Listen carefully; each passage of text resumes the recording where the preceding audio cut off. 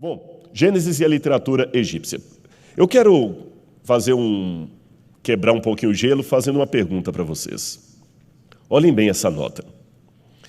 Esta nota, desculpa, é verdadeira.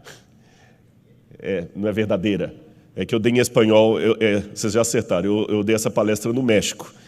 E eu tive que traduzir o PowerPoint para o português. Então, por isso que algumas coisas eu acabei não tendo tempo de traduzir, que eu fiz no avião a tradução, mas tudo bem.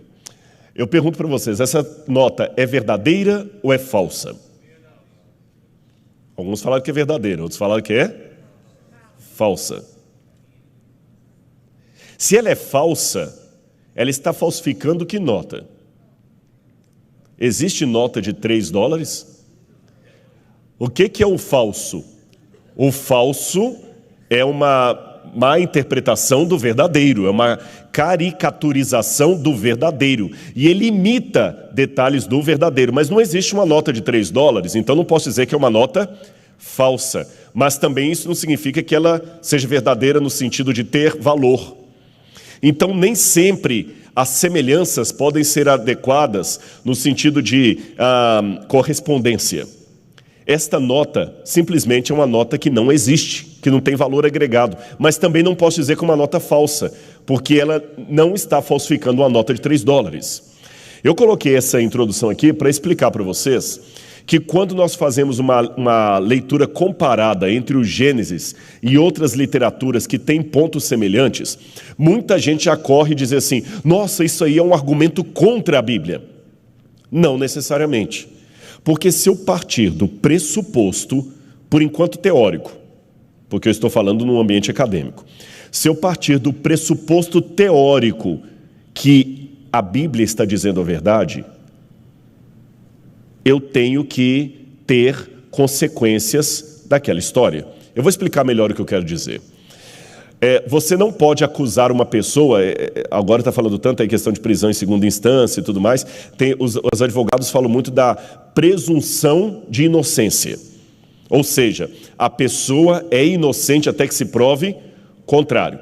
Então, se de repente, ontem aqui no NASP, um carro como o meu atropelou uma menina e fugiu, e eu estou sendo acusado. Eu falo com vocês, não, eu não sou o autor desse atropelamento, porque ontem eu estava dando uma palestra em Belo Horizonte.